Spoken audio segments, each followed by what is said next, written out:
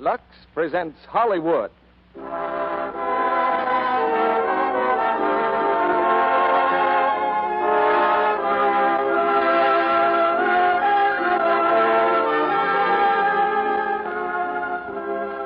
The Lux Radio Theatre brings you George Raft, Franchot, and Lynn Barry in Each Dawn I Die. Ladies and gentlemen, your producer, Mr. Cecil B. DeMille.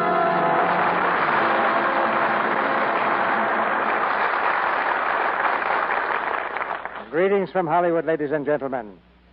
This Hollywood of ours is more than a place. It's an idea that embraces all America.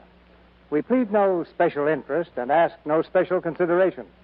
We are democracy in action, to provide entertainment for the whole people and by the whole people. Take the case of the Lux Radio Theatre tonight. Our stars are George Raft, Franchot, and Lynn Barry. They hail from New York City, Niagara Falls, and Roanoke, Virginia. And the rest of our cast represent 12 more cities, from the Atlantic to the Pacific. And the families from which they come are rich and poor and in between. The play that brings them all together is the Warner Brothers success, Each Dawn I Die. It's the story of a man sent to prison for a crime he did not commit, and of the girl and the gangster who give him courage when he needs it most. We were encouraged this week by a letter from a lady in Ohio, which adds another chapter to the adventures of Lux toilet soap in faraway lands. It seems that the lady has a daughter, and the daughter has a fiancé who's a soldier somewhere in North Africa. One day, he developed a desire for oranges and approached an Arab who had some on display. Knowing that it's more fun to barter for something than just to buy it, he'd come prepared with a cake of Lux toilet soap, which he'd received in a Christmas box. After bargaining for a few minutes, the soldier unwrapped the soap and let the Arab smell it. The Arab immediately offered 3 times as many oranges as he had before, and the exchange was made. Our thanks to the lady for the information. I predict that if that soldier ever meets the Arab after he's tried Lux toilet soap, he'll have orange juice for the whole regiment. It's curtain time now for Each Dawn I Die, starring George Raft as Stacy, Franchot as Ross, and Lynn Barry as Joyce. A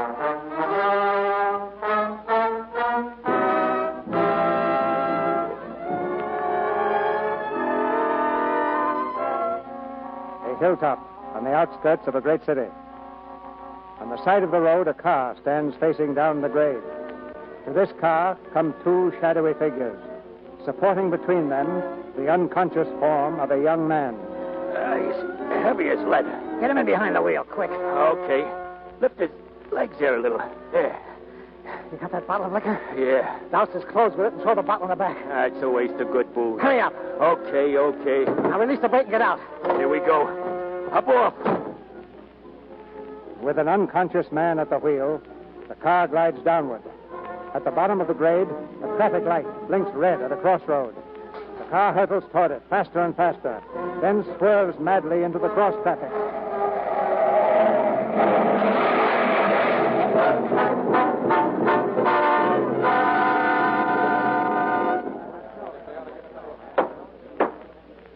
You, Frank Ross, having been found guilty of the crime of manslaughter, it is now my duty to pronounce sentence. There can be no excuse for leniency in your case, as you should be well aware. Since you have, as reporter for the Daily Record, often denounced drunken driving as the most ghastly of crimes, a view with which the court agrees entirely. And when such drunkenness results in the slaughter of 2 young innocent citizens... I didn't kill those people. I wasn't drunk. I wasn't even driving that car.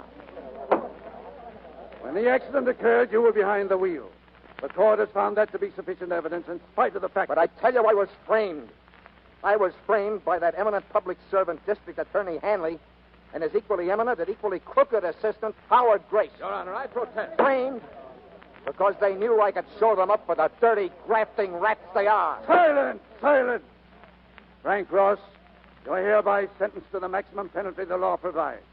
Imprisonment in the state penitentiary at Rocky Point for 5 to 20 years. Court adjourned. All right, Ross. This way. 5 to 20 years. Frank, Frank. Did you hear him, Joyce? 5 to 20 years. For something I didn't do. Darling, it's not over yet. We're going to fight this. We'll be working for you every minute. We'll get you out, darling. 20 years. I'll write to you. I'll write every day. And you write, too. Please, darling. Sure, Joyce. Frank. Come on, Ross. We've got a train to make.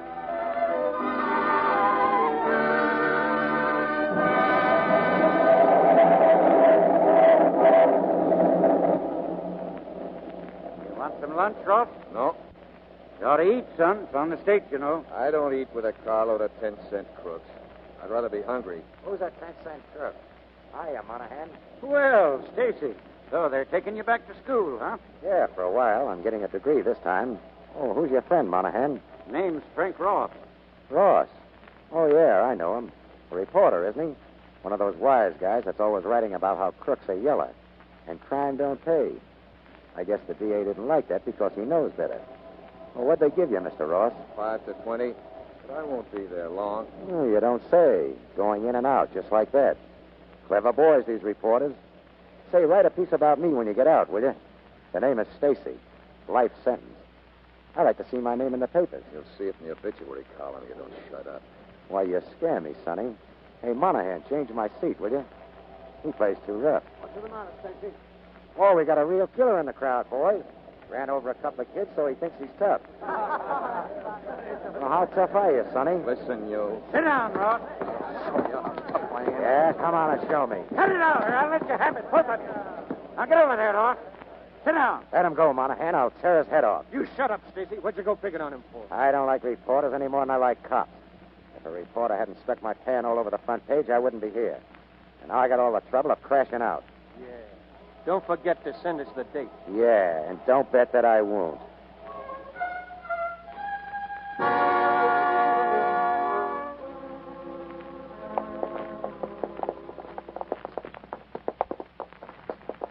All right, line up over there. Come on, line up. Keep your arms folded. The new arrivals, Warden. Not all new, I see. Hello, Stacy. Hiya, Warden. Men, I haven't much to say to you. Stay on your good behavior and you'll get along a lot better. If you get into trouble in here, you'll become second or third grade prisoners, according to your offense. More serious offenses are punishable by solitary confinement, or as we call it here, the hole. I don't recommend it. Hey, Warden, I'd like to speak to you for a minute. Keep your arms folded. What do you want to say? Well, I'm here on a political frame-up. I didn't... Quiet! When a man is legally convicted and sent here, we assume that he's guilty and treat him accordingly. That's all. All right, men. Left turn. This way, men. What does it take us now, huh? To the cell? No such luck, brother. The jute mill.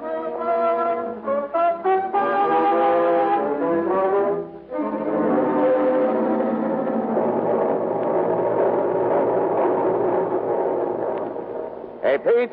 10 more men here. Okay, I'll take care of him. Well, if it ain't Stacy again.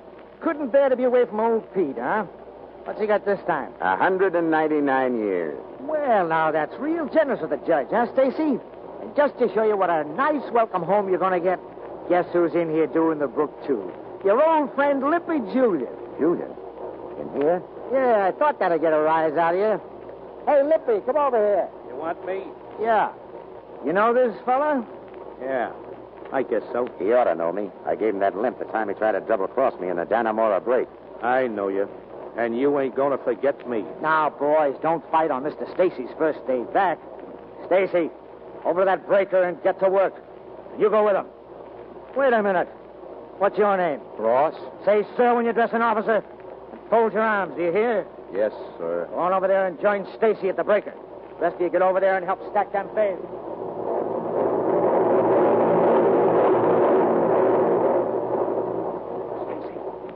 Stacy, hey, fellas, look who's here. Hello, Muggs. Oh, it's just a visit. Oh, this is Frank Ross, boys, a gentleman of the press. He's a killer, so hang on to your hair. Oh, sorry we ain't got no typewriters on this machine, nor no yellow ink, Mr. Ross. Well, what do I do? Why, you flap your ears and wish you was a swallow. Come over. Hey, Goski. Gee, it's swell to see you, Stacy. Never mind that now. When did Limpy come in? A month ago. What's he in for? Murder, second degree. He's doing life. Look, Goski, you know it's Limpy or me, don't you? Yep. Well, it ain't going to be me. How much time did you get? A tray? I'm out in 2 months. Oh, good. Keep your nose clean so there's no slip-up. I might need you on the outside. Okay. But listen, don't turn your back on Limpy. He's got a knife stashed, and he'll use it. Don't worry. I'll watch him. Come here, you guys. Stacy, Jowski, what were you talking about? Come on, what were you talking about? Ain't there a rule against talking in this jug? Yeah, and you broke it. Limpy heard you. Come here, Limpy. What'd they say? I couldn't hear him, but they was talking. Why, you low-down crawling. Get back.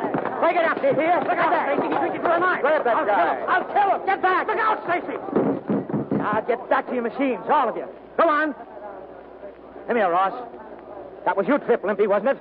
Wasn't it? Well, he had a knife. I don't like to see anybody get cut up. You're learning fast, ain't you, Mug? Look, I'm no mug. And I don't like being called one. Oh, you don't like it, huh? Get over to the captain of the yard. You too, Stacy. We'll see if a month in third grade will take some of that guff out of you. Come on, beat it.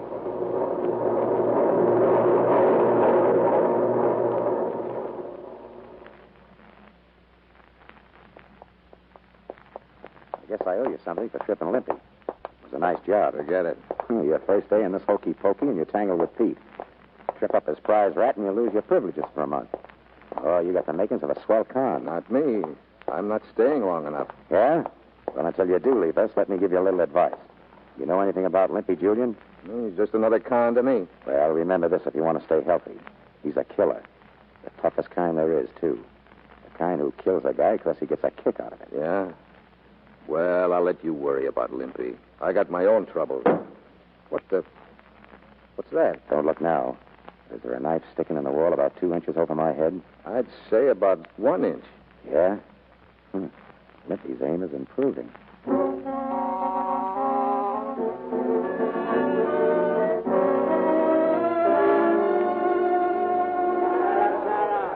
All right, you guys, keep moving, will you?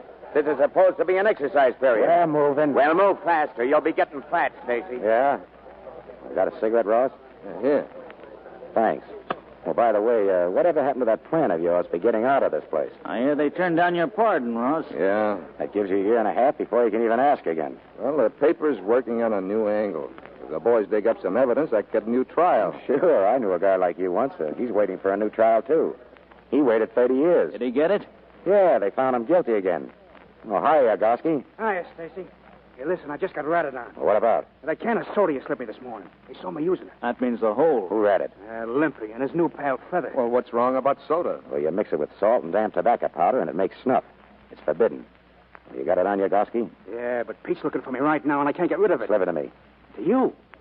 Stacy, they'll put you in the Come hole. on. You're going out on parole next week, ain't you? You can't afford to go out of circulation now. I need you on the outside. Slip it quick. And here, keep this knife. Before I come out, I may want it.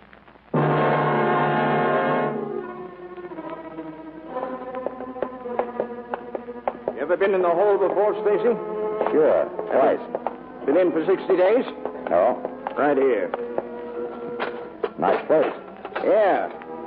You know, a guy's a sucker taking a rap like this for something he didn't do. Yeah. I've seen guys go half nuts in here in 30 days. In 60, they go all the way. Well, that's because they ain't smart. I am. Close the door. Okay, sucker.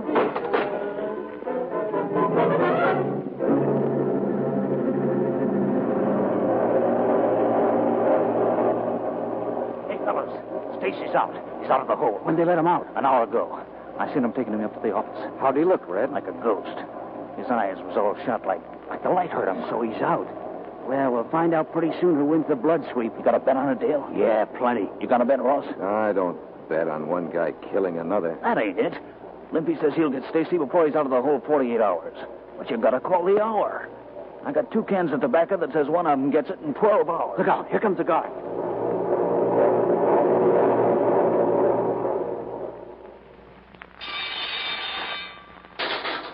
Lights out in 10 minutes. Hiya, Ross. Hello. Put me in with you. Mind? Why should I? I took that bunk there. I didn't know. That was mine. Oh. It's okay. I'll just move your stuff. Wait a second. Leave it alone. Hey, what's that? I told you to leave our stuff alone. You got a knife, huh? Yeah, I got a knife. What about it? Nothing, I guess. How'd they hand you down? I can't fix. Need anything? Soap? Tobacco? Toothpaste? Listen, Ross. Forget about that shiv. What shiv? Never heard the word before. This shiv. The knife. I don't see any shiv. Okay, Ross. You're all right.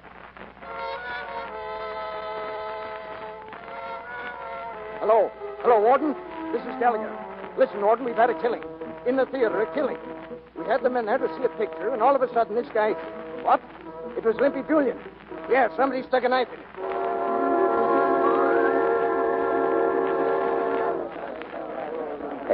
Hey, Ross. Yeah? Come on down to the end of the yard. I want to speak to you. Okay. What do you want, Stacy?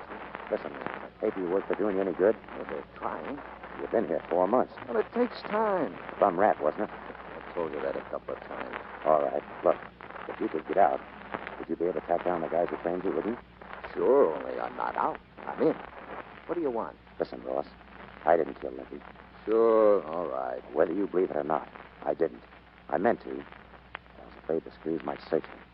So I passed the shit on to another guy. He loved Limpy like I did. So Limpy collected. Okay. But that don't make any difference between us. You saw me with that shiv, and you thought I did it. Word from you, and I'd be doing the book in the hole, and you'd probably be pardoned. Forget it. I'm no rat. I don't forget it. You kept your mouth shut. I owe you plenty for that, and I'm going to pay. Ross, did you ever figure that if I was out, I could find out who framed you and get you sprung? How? I got connections. I can find anything out by putting dough in the right places. So all we've got to do is get you out. That's a cinch, isn't it? Listen, this is no screwy idea. I can get out. If you'll help me. How? Look, you're up for killing some guy in here. You're tried in the courthouse. I'm doing life. 199 years. So no pardon. No parole. Can't crash over these walls in a million years. So the only chance is to get to the courthouse and try it from there. It'd take an army to get you out of that courthouse. A lot of guys have tried it. They tried it alone, and they didn't plan it. Listen, remember Gorsky went out a couple of months ago? Well? We figured this out together. I let someone write to the warden that I sunk that knife in Limpy. I get indicted. Gorsky follows the case through the papers and gets me a mouthpiece. He knows the day I'm to be tried. He knows the courtroom. He makes all the arrangements. Where do I come in? You're the only guy I ever met that gave me a break without putting the bee on me for dough. So now I'm giving you a break. Go to the warden and tell him about me having that knife. I told you I wasn't a rat. Look, I'm asking for this. It's my only chance. I won't do it. You say you didn't kill Limpy. Well, somebody did. And they got to get the right guy. Limpy was killed. Murdered. And that still means something. Oh, will you listen? Ross. Frank Ross. Yeah? Get over to the warden's office, Ross. We got a visitor.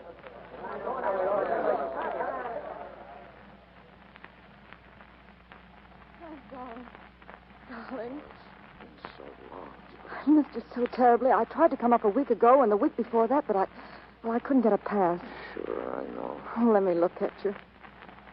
Frank. Yeah, I look great, don't I? Oh, it's so horrible like this, talking through a screen. I want to say so much, and I can't. Is there anything new? Only what I wrote you. You haven't found those guys that put me in the car? Not a trace of them. But we're still working, and a lot of the boys in the AP are working with us. We'll find them, darling. We will. Yeah, I guess so. Oh, Frank, don't give up hope. Please don't. Hope? Huh.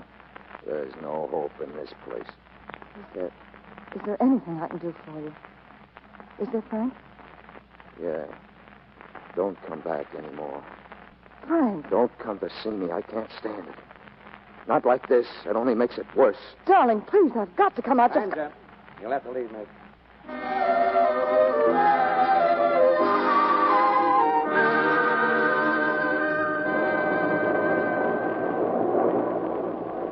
Stacy. Yeah, what? Listen, I've been thinking. Will there be any shooting down at the courthouse? No. Are you sure? I don't want blood on my hands. Will you give me your word? What it's worth to you? Sure. Okay, Stacy, I'll say it with you. Good. But remember this.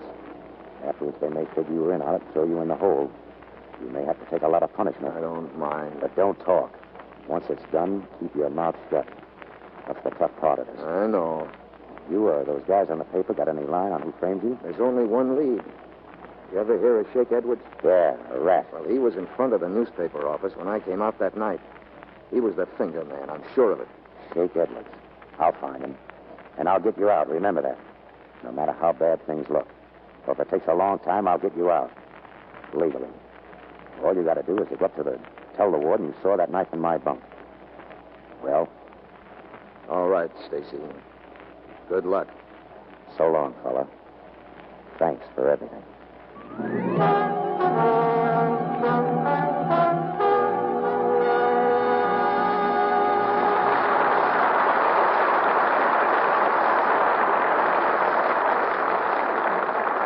After a brief intermission, we'll hear George Raft, Franchot and Lynn Barry in Act Two of Each Dawn I Die.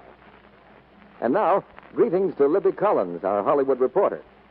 Libby, here's what I guess you'd call a leading question. Do you think a woman can really improve her complexion? Well, I not only think she can, but I think she's foolish not to try, Mr. Kennedy. It's just a matter of determination. Determination and Lux toilet soap, Libby? Naturally, Mr. Kennedy. There's an unbeatable combination. But improving your complexion's like exercising to reduce your waistline. You start with a flourish, keep at it a few days, and then... I know, Libby, I know. But as a matter of fact, complexion care really is lots easier. And we women are lucky to have a real beauty soap to help us. Lux soap is that. Pure and mild, truly gentle. Which is why, of course, 9 out of 10 screen stars use it. Yes, I've heard many a star say she wouldn't be without Lux toilet soap. Screen stars just can't afford to take chances with complexion loveliness. And neither should any woman. Because every woman can be attractive if only her skin is fresh and smooth. Just ask any man if there isn't something irresistible about a lovely complexion. Well, ask me, Libby. I'd say yes. Decidedly yes. Well, screen stars certainly know the appeal of soft, smooth skin. They wouldn't dream of skipping their daily beauty care. Toilette Goddard tells me she uses Lux toilet soap every day. Always takes a thorough, active lather facial at bedtime. She smooths lots of the lather well in, rinses thoroughly, and pats with a soft towel to dry. Now, that's a very simple care, but it works. I know that from my own experience. And I feel this so strongly, I want to say it again. The woman with average features can look simply charming if she'll just make the most of her looks and give her skin a chance to be fresh and lovely. Well, now I'll bring my little sermon to a close, Mr. Kennedy, with these words. 30 days of regular Lux toilet soap care is the way to new complexion beauty. There's a tip straight from Hollywood. Right, Libby, and a mighty good one. Lovely ladies everywhere depend on Lux toilet soap, the beauty soap of the stars. And if any one of you ladies hasn't tried this fine white soap yet, why not make a note to get some tomorrow? Now, our producer, Mr. DeMille. Act Two of Each Dawn I Die, starring George Raft as Stacy, Franchot as Ross, and Lynn Barry as Joyce.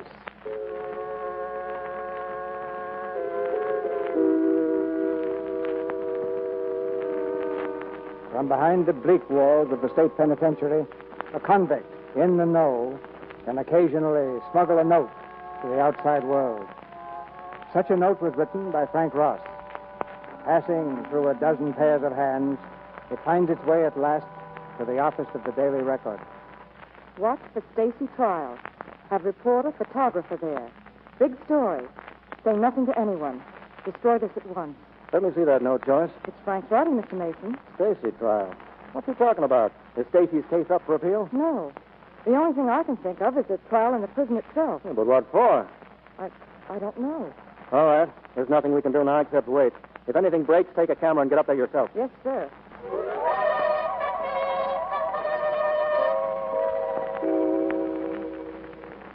Hey, Ross, asleep? No.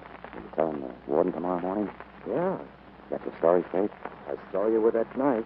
I didn't see you knock Limpy off, but I can identify the knife. Right. Fire down there. Stacy. You got your plans all set? Yeah. Look. The day of the trial, Broski's sending a laundry truck up. Gets from the gate and parks just below the courtroom in the alley. Gets motor trouble, see? Call me to the stand. When that happens, I've got a guy at the window to give me a signal. Motor's fixed all of a sudden, and the gate's open, and let the truck out. I start walking toward the witness stand. Only I don't stop. How'd you get in the truck? Oh, I told you, it's parked just under the window. Yeah, but that window happens to be 3 stories up. Did you know that? Sure. I know, so what? You mean you're going to jump? Sure. The truck will be piled with laundry, and I'll land like a feather. I hope. Just one thing. The window. It'll probably be closed. Who's going to open it? Who? me on the way through.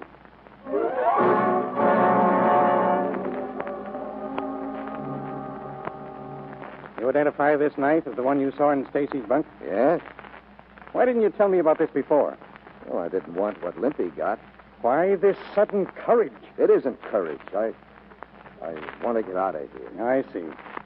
I suppose you figure that if you squealed on Stacy, you get a break from the parole board, get it? Yes. Yes. I suppose you will. I hope it makes you happy, Ross. You talk like you don't want the guy who murdered Limpy. Sure we want him. And to get these guys, we have to deal with rats. But that doesn't mean we like it. Take him out and get Stacy here, under guard.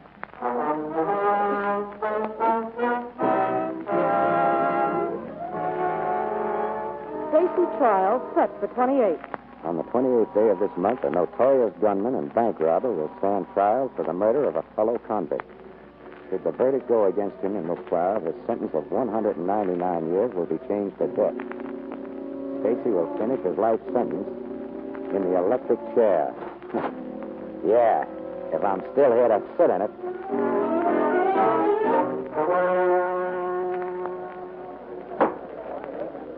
Mr. Lockhart, are you prepared to sum up for the defense? Not just yet, Your Honor. With the court's permission, I should like to put one more witness on the stand. My client himself, William Stacy. By all standards of practice, this would seem to be a foolhardy move. I realize that. Call me to the stand. When that happens, I've got a guy at the window to give a signal. Truck is parked just below the courtroom. In the alley. Aisle with laundry. Just below. In the alley. Parked just under the window. 3 stories. Sure. I know. 3 stories. During the sentence of 5 to 20 years for manslaughter. I now call William Stacy as witness on his own behalf. William Stacy, take the stand. They call me to the stand. I start walking toward the stand. Only I don't stop. I'll start walking. Don't stop. Don't stop. Don't stop. Hey, get back here. Stop him there. The window. Get headquarters. Somebody.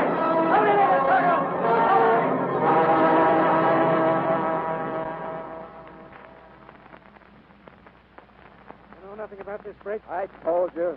I don't know a thing. You testify against Stacy, bring him to trial. Your newspaper covers a successful prison break with pictures of the criminal escaping, and you know nothing about it.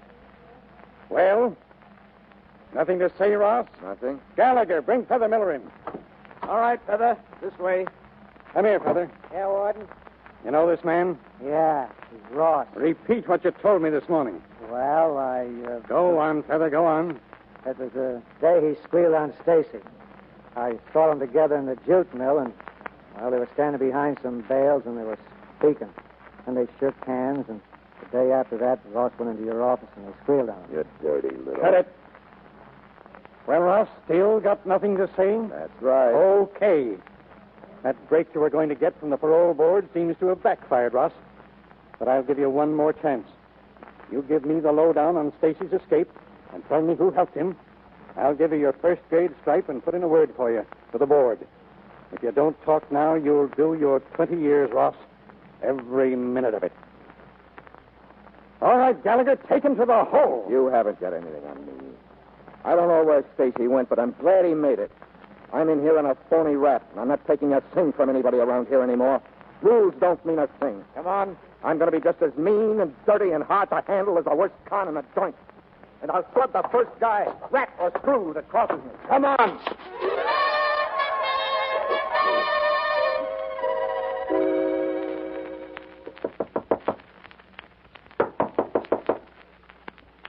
Stacy, you want me to open it? Wait a minute.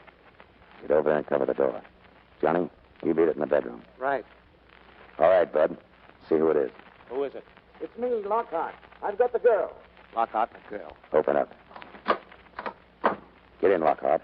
I brought the girl with me, Stacy. Yeah? Sit down a minute. All right, Gosky. Take the tape off her eyes. Put your head up, kid. Okay, they are. My lawyer said you wanted to see me. Yes, I do. What about? I'm Joyce Temple. I work for the Daily Record. That's no recommendation. I was engaged to Frank Ross. Yeah? Well, Stacy, you've got to get him out. what am I supposed to do? Send him a pair of wings? What's the matter with his old pals on the newspaper? They're smart, aren't they? They help keep him in, can't they? Work in reverse? I don't know what you're talking about. Ross would. He said he'd keep his trap shut. But he didn't. He tipped off the paper. So the courtroom is crummy with reporters and photographers, waiting for the break. He had to let his paper know. He's a reporter. Well, being a reporter blew him right into the hole. I hope he rots there. You think he double-crossed you? Well, I think he's like every other wise guy. He had to have a payoff to dummy up.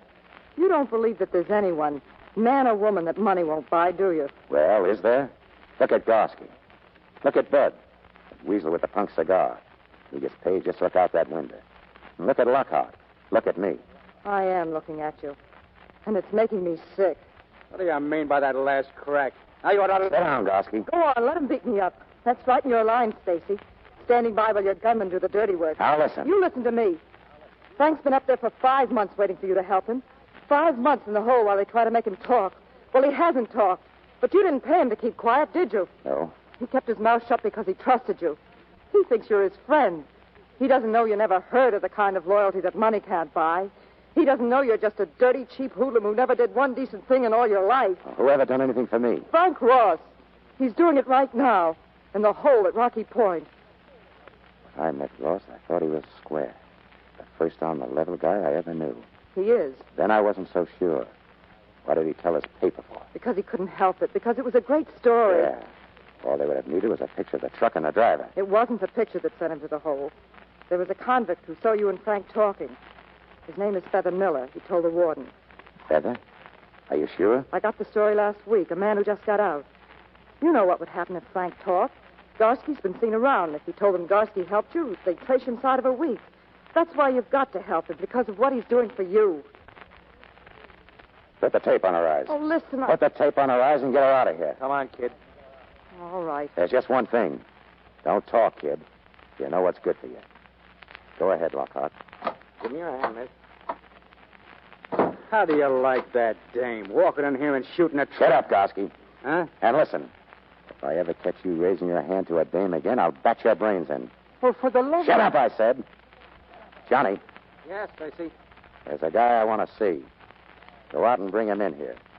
His name is Shake Edwards.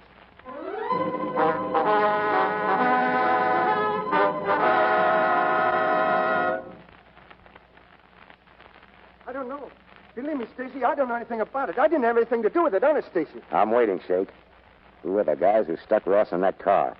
I don't know, I tell you. You want me to refresh your memory? Now talk. Don't, Stacy. Talk. All right. All right, I'll tell you, Stacy. Go ahead. There was 2 of them. They put Ross in the car on top of the hill and busted a bottle of booze all over the back. Who are they? One was Charlie Lang. He skipped out to the coast. You'll never find him. And the other guy? Come on. It was Feather Miller. He's in Rocky Point. Yeah. That newspaper was making things hot. The DA sent him away on an old rap to keep him out of the way. Like putting him in a safe. That's all I know. You can't blame me, Stacy. That's all I know. Shut up, Rat. Gorsky, call Lockhart.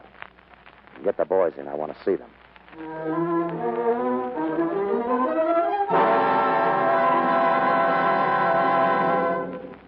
In Rocky Point? That's not going to help much, Stacy. We can't get at him. What do we do now, Stacy? We get at him. What do you think? Oh, sure. We just take off the Kelly at the prison door and say, please, can I talk to Mr. Feather Miller? It's too hot, Stacy. And supposing we do get the guy, where's the payoff? The payoff. We get Ross out. That's the payoff. Why don't you forget it, Stacy? That's what I say. Go fooling around in Rocky Point, we'll get paid off with a slug in the belly. And I ain't taking that for Ross nor nobody. Okay, get out of here. All of you. Go on, beat it.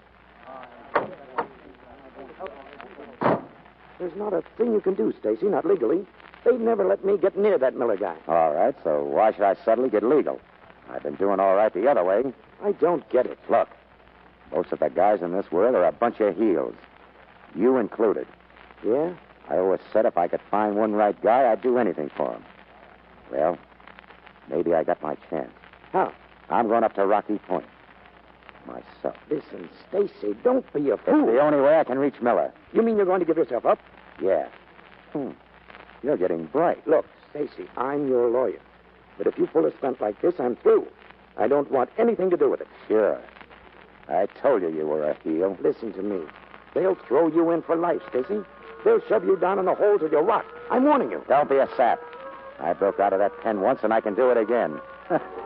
They haven't built the jug yet that can hold me.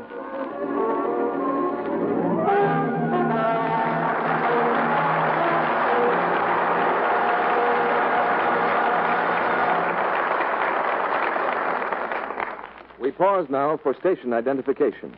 This is the Columbia Broadcasting System.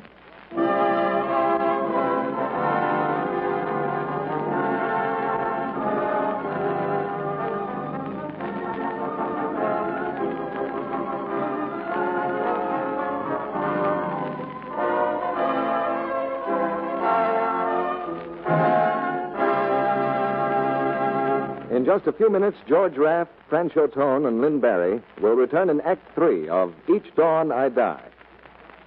And now, I don't think you'll find it hard to guess who this might be. My, what an afternoon. Working right up to 6, and now I've got to change and get to the canteen by 7:30. Well, that could be any woman anywhere in the United States who's doing a double job right now. Her own and one for her country. It might be a famous Hollywood star who's just finished her day's work at the studio and is going to be serving sandwiches at the Hollywood canteen tonight. And whether she lives in Hollywood or Chicago or Cleveland, this busy lady is very likely to say, Oh, I'm glad I'll have time for a good, relaxing Lux toilet soap bath. Guess I'll treat myself to a nice new cake. and if it happened to be Barbara Stanwyck or Irene Dunn or Marlene Dietrich, for instance, she'd tell you, Here in Hollywood, we always use our complexion soap as a bath soap, too. Lux soap makes a wonderful beauty bath. busy women everywhere have discovered something. That creamy Lux soap lather seems to float away dust and dirt in a twinkling. Leaves my skin fresh and sweet, so that I'm sure of daintiness. Yes, active lather does the trick. It's thorough, yet it's gentle, too. When you step from your Lux toilet soap bath, your skin feels satin smooth, exquisitely fresh. Women say this fragrant, relaxing bath is wonderful as a quick beauty pickup. They enjoy the delicate Lux soap perfume, too. A perfume like the fragrance of many lovely flowers. And here's a thrift tip. Lux toilet soap is hard milled. That means each smooth cake can be used to the last thin sliver. Why not get some of this fragrant white beauty soap tomorrow? Now, Mr. DeMille returns to the microphone. I'm going to make a proposition to our stars after the play. But now, here's the third act of Each Dawn I Die, starring George Raft, Franchot and Lynn Barry.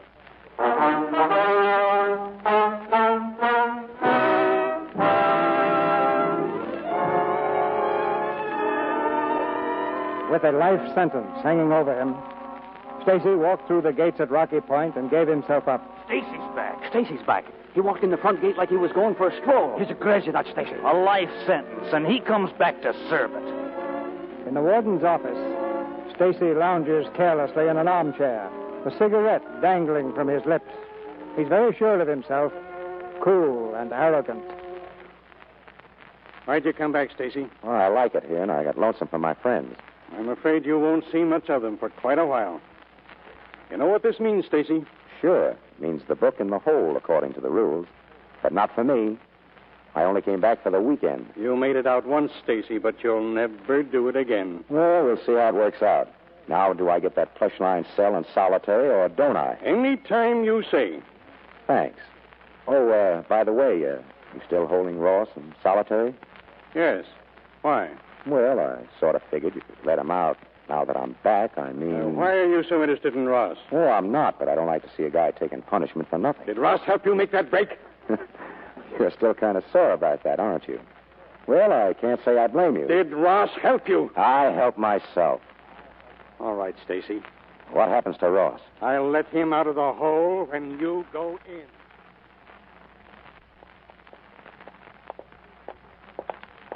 Okay, Stacy, I guess you know the way, don't you? Yeah.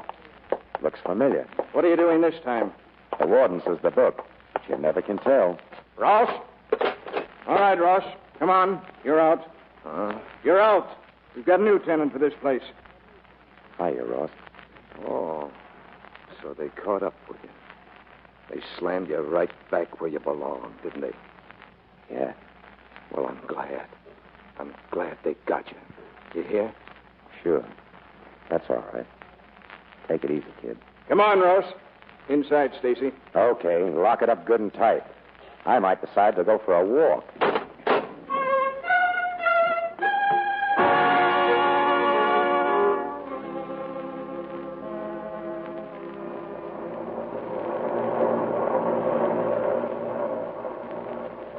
You mean to say you didn't know, Ross? I thought they caught up to him. Caught up to him nothing. He gave himself up. But why? What for, Red? You saw him. Didn't they tell you? No, he didn't say a thing. Yeah? Watch yourself. Pete's looking. Okay. Listen, everything's set. Yeah? What time? 3 tomorrow afternoon. Right in the jute mill? It's the best place. Joe's going to be on the door. At 3 o'clock, they open it for a couple of bales. Mooch over and stall around until we get them open. There'll be guns inside. How many? I don't know, but enough. Wait a minute. Is this a break? Yeah, it's a break. Didn't you let him in, Red? No. I didn't know whether you wanted him. We want every guy in the mill except Feather. I told you that. We need him. Well, you'll have to get along without me, too. Yeah? Why? Because I think you're nuts. What chance have you got? Suppose you do bust out of the mill. There's still a wall to get over. We'll take care of that when we get to it. That's a great plan. Run up against a wall and then figure a way out. Are you with us or not? No, I'm not.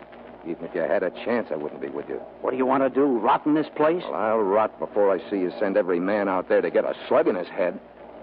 All right, Ross. But I'm warning you. If you know what's good for you, don't talk.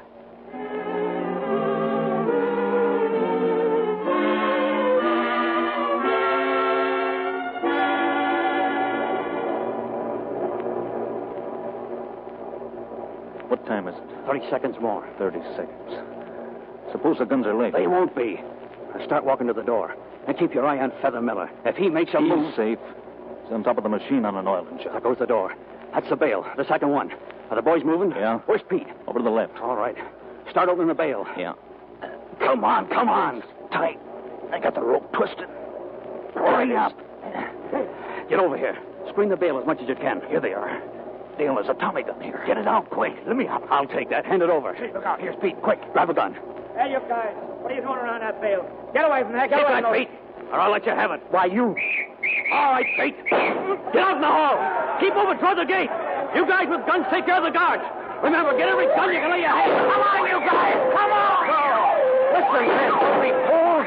You haven't got a chance. Shut up, Ross. They'll blow you to pieces before you get to the main gate. Hey, shut up. Red, take Ross along with you. If he tries anything funny, put a slug in him.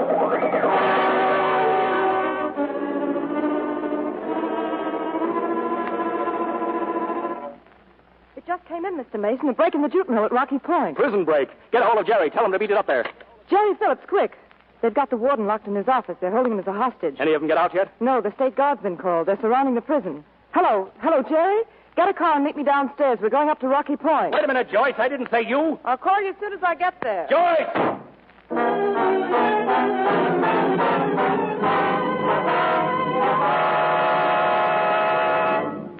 You're crazy, all of you. Put up those guns. Dale, call those men back out of the yard. I'm giving the orders, Warden. You're going to call the main gate and tell them to let us through. You're digging your own graves, you fools. You do as we say, or you're digging yours. Listen, Big Shot. You saw what a couple of your guards just got. Now give that order and quick, or I'll blow your hair all over the ceiling. Go ahead and kill me. You still can't get away with this. All right, Warden. Joe, I'm going down to the yard. If those gates aren't open in 10 minutes, knock them off. Yeah, a pleasure. Be seeing you, Warden. Warden, Well, listen, stall for time. They can't win. I'm glad you're not in on this, Ross. You're using your head. I'll make my own break when I'm ready.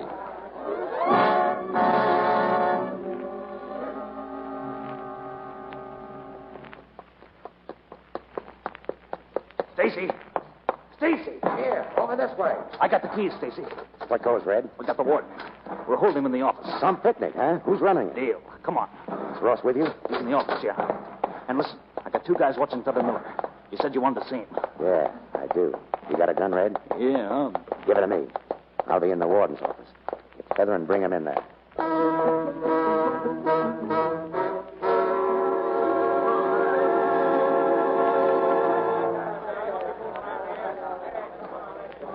How's it going, fellas? Having fun? Stacy, Dale went down the yard. He's going to stall them Where's the warden? over there. Listen, Stacy, you got brains.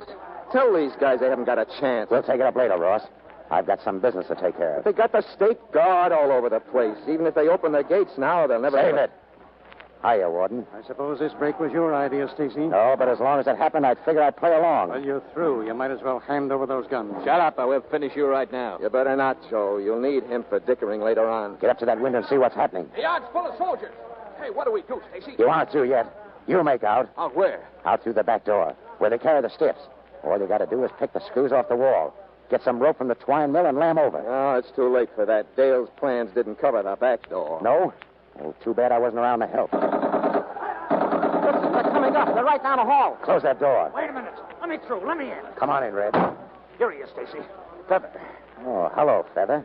How are you? Look, Stacy, I'm not on in this. I want to get out of here. Shut up. Go over there and sit down. Here they come. They'll get us through. What we do, Stacy? Come on, it's up to you. If you know any prayers, don't bother to say them. They won't do you any good now. Warden, come here. Well, Sit down and write a note. Tell them we'll release you if they give us a chance to come out alive. my orders in case of riot are to keep firing regardless of the safety of any official or guard. Those orders will stand. Okay. Joe, here. What do you want? Here's a chance to be a hero, Joe. Get out the back and across to whoever's in charge of that twine mill. Tell them to cease firing. We surrender. I ain't going. I'll be killed. So what? You'll be knocked off in here, too. No, I won't do it. I'll open the door for you. Beat it. No, listen, Stacy. Come on, now. I told you, Stacy. You can't get out there. Yeah. Looks like they don't want to play. Hey, what's the matter? You hit? Yeah, How bad? bad enough, I guess. Pick him up. Put him on the couch. No. Don't move me. Isn't there anything I could do? Not a thing. It doesn't make much difference anyway. Hey, wait. Where's that Feather guy? You want him, Stacy? Where is he? Feather, come here. Hurry up. I haven't got any time to waste. Funny, an hour ago I had 199 years to do. And now I got no time. Get over here, Feather. Hold him where I can see him. What's the matter, Stacy? Hand me a gun. What for? Well, Rat. Caught up with you at last. I ain't done nothing. Don't shoot me, Stacy. I ain't done anything. I know. Warden, here's a bird wants to sing. About Ross. Make it snappy, Feather. I don't know what you mean, Stacy. Honest. That was just a sample, Feather. Off by an inch. The next time I won't miss. Listen, Stacy, I don't know what you're talking about. Come on. Come on. No, don't shoot. Don't. You ready to talk? Yeah. Okay. Warden, this is a confession. And it's going to spring Ross. So remember it. Okay, Rat. Start singing. Who framed Ross? I did. But I didn't mean to have nobody get killed. How did you frame him? I knocked him out and then drove around for a couple hours and... planted the liquor in the car. Yeah. Then started the car down the hill and jumped out. Yeah. But I didn't mean anybody get killed. Shut up. Heard enough, Warden? Plenty. Okay. Let the rat go. Get up that window. Tell them we surrender.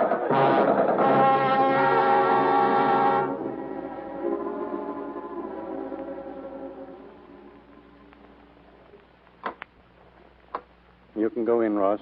Stacy wants to see you. Thank you. Warden, may I go with him, too? You, Miss Temple? I'd just like to thank him for what he's done. Very well. Go ahead. Stacy, it's me. It's Ross. Ross? Yeah. Who's that with you? Your girl, huh? I wanted to thank you. Forget it. You're going to get out, Ross? In a couple of days. That's great. I'm going out, too. My way. Look, you can pull through this if you want to. Try, Stacy, will you? What for? You know, I'm glad for one thing, though. I finally met a square guy. So long, fella. Stacy. It's funny. I was saying just a couple of days ago, They haven't built the jug yet that can hold me. I was right. Wasn't I?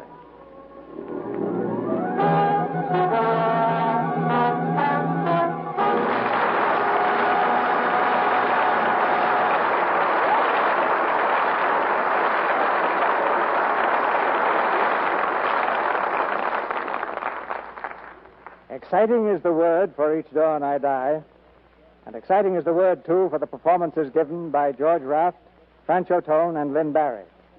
And here they are at the footlights now. Thank you, C.B., and glad to be back with you again. That's good, George, because I have an assignment for all three of you starting tomorrow. What's the name of the play, C.B.? Now, it isn't a play, Franchot. It's a victory garden. Oh, George Raft growing vegetables is something I'd like to see. Why, what's wrong with that, Lynn? I've got a lemon tree in the backyard right now. Now, look, George, if you're a little short of space, I got an idea. You can take care of my garden. I'll give you half the stuff. Just think of all that good spinach. Spinach? Are you kidding? Well, I'll throw in a few eggs. I got some chickens, too. Oh, well, what's your offer, Lynn? Wait till I've got a garden. How do I find out what and when to plant, Mr. DeMille? Well, you can write to Victory Gardens, Washington, D.C., or get it from the newspapers or magazines, Lynn. Now, George, I'll make you an offer. You take care of my garden, and you can have all the food you can use at your house, and I'll give you a cow, too. Oh, that's pretty generous, C.B. I accept. What kind of a garden have you? Well, let's see. There's about 10 acres of corn, about 10 acres of squash, about 10 acres of potato, and there's about 100... Now, wait a minute. The deal is off. Oh, but I haven't told you about the carrots and the peas and the beans and the cabbage yet. Nice little garden you have there. Well, it's really a farm, Franchot. You eat some of my vegetables at the Paramount Commissary. I'd like to urge everyone who can plant a garden to do so. But let's not be grim about it, because it's a lot of fun. There's no reason under the sun why everyone can't solve part of his own food problem in his own backyard and have a good time doing it. Well, if I'm going to plant a garden, I'd better get in an extra supply of Lux toilet soap. I'll bet it feels better than ever after a day in the garden, and your complexion will certainly need the right care. By the look of things, you and Lux soap have been very happy together, Lynn. Well, what's on the fire for next week, C.B.? Something very unusual, Franchot.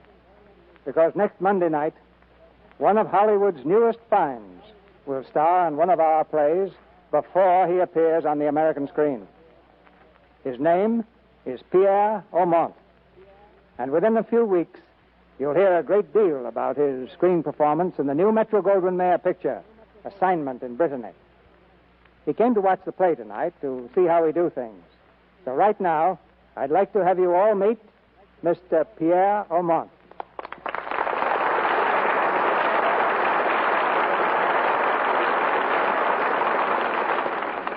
Thank you very much, Mr. DeMille. I think you have forgotten the most important thing, however. Huh? Oh, yes, of course.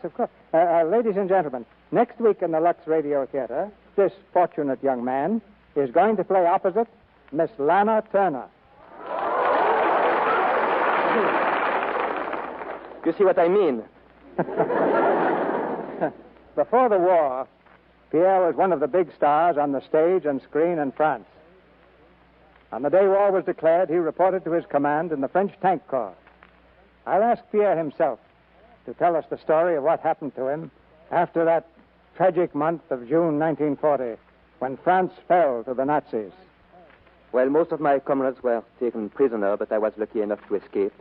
I went to Morocco, and then to Lisbon, and then I caught a boat to the United States, and when in New York Harbor I saw the Statue of Liberty, life began again for me. And 3 days after, I was signed by Miss Catherine Cornell, and I had the great privilege of appearing with her. And then came Hollywood. I'm sorry our audience couldn't follow your career from the beginning. But suppose we start now by taking a scene from next week's play. Say that scene in the police commissioner's office. All right, sir. You ready? Ready. A man called Jean Pelletier is under arrest. In the dim light of the police station, he faces his accusers. They have told you that my name is Jean Pelletier. That is true. They have told you I am a criminal. That is true. On March the 14th, 1921, I was involved in the robbery of a bank messenger. But they have not told you I was also involved in his murder. I am confessing now because I can't go on knowing that I helped to murder a man. I have lived with my thoughts for 15 years. I can't live with them any longer.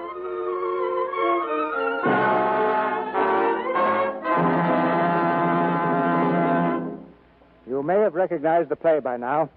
It's Crossroads, the Metro-Goldwyn-Mayer dramatic hit. Our stars will be Lana Turner and Hollywood's latest discovery, Pierre Aumont.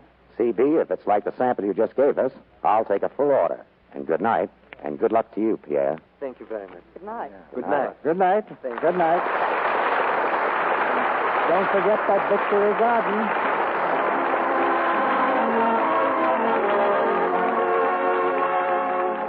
Our sponsors, the makers of Lux Toilet Soap, join me in inviting you to be with us again next Monday night when the Lux Radio Theatre presents Lana Turner and Pierre Aumont in Crossroads.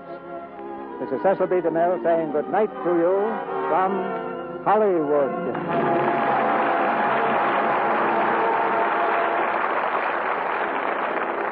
George Raft will soon be seen in the Warner Brothers picture Background to Danger. Franchot Tone's next picture is the Paramount production Five Graves to Cairo. Lynn Barry appeared tonight through the courtesy of 20th Century Fox Studio and will soon be seen in their Technicolor production Hello, Frisco, Hello. Heard in tonight's play were Norman Field as Warden, Dick Ryan as Feather, and Leo Cleary, Art Gilmore, Mac Gray, Stanley Farrar, Griff Barnett, Charles Seal, Cliff Clark, Crayon Denton, Ken Christie, Eddie Marr, Tyler McVeigh, Boyd Davis, Warren Ash, and Fred Mackay. Our music was directed by Louis Silvers. And this is your announcer, John M. Kennedy, reminding you to tune in next Monday night to hear Lana Turner and Pierre Aumont in Crossroads. Before the war, 3 out of 4 Americans didn't get enough vitamins. With food shortages and rationing, you're more likely than ever to be vitamin deficient. So for extra vitamins, get Vims. Follow these 2 simple rules. Rule 1, get all the vitamins.